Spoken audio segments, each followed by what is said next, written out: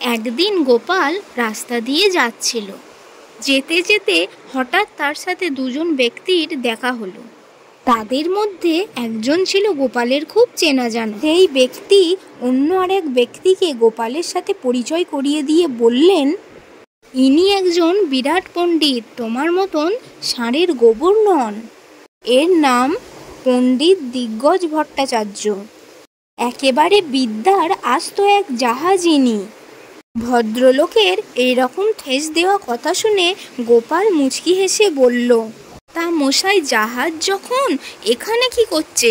সাগর জলে ভাসিয়ে দিন না, সাগর জলে ভাসিয়ে দিলেই তো হয়। গোপালের এমন উত্তর শুনে লোক দুটো তো সেখান থেকে তড়িঘড়ি পালিয়ে বাঁচে। তো হ্যালো বন্ধুরা, কেমন লাগলো আজকের এই গল্পটি ভালো লেগে থাকলে একটা লাইক করে দেবে, আর হ্যাঁ, প্লিজ চ্যানেলটিকে সাবস্ক্রাইব করে দিও। আবার আসছি একটা নতুন মজাদার ভিডিও নিয়ে। আজকের মতন এই পর্যন্তই, টাটা।